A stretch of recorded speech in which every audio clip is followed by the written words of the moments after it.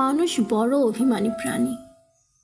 সে চায় তার মন খারাপ হলে প্রিয় মানুষটাকে না বললেও সে বুঝে ফেলুক। ফোন করে খানিক ম্লান গলায় হ্যালো বলতেই ওপারের মানুষটা বলুক, তোমার মন খারাপ। তার এলোমেলো চুল, খানিকটা লাল চোখ দেখে বলুক, তোমার ঘুম হয়নি রাতে? দুঃস্বপ্ন দেখছো? টেনশন করছো কিছু নিয়ে?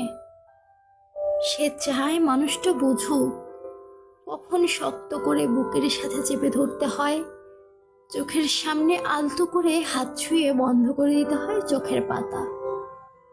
সে চায় মানুষটা বুঝুক কখন হাতের মুঠোয় হাত রাখতে হয়, ফিসফিসিয়ে বলতে হয়, আমি তো আছি, তবে মন খারাপ কেন? সে চায় মাঝরাত্রিরে সে টের পাক পাশের মানুষটা তার মাথার নিচের সরে যাওয়া বালিশটা ঠিক করে দিচ্ছে। শেষ রাতে যখন খানিক হিম নামে তখন জড়িয়ে দিচ্ছে ওম চাদরে। সে চায় তার জন্য মাঝরাত্রিরেও কেউ বাড়ি ফেরার অপেক্ষায় থাকুক, মনে রাখুক তার জন্মদিনের কথা, প্রথম দিনের কথা, স্পর্শ অনুভূতির কথা। সে চায় তাকে ছুঁয়ে দেখতে গিয়ে কেউ মিথ্যে মিথ্যে অজুহাত বানাক, কেউ কপাল ছুঁয়ে বলুক, দেখি দেখি তোমার জ্বর নয় তো। অভিমানে দূরে সরে যেতে চাইতেই কেউ বলুক, খানিক ভুল করেছি বলেই দূরে সরে যেতে হবে। তবে এই যে এত ভালোবাসি, তাতে আরো কাছে আসা যায় না?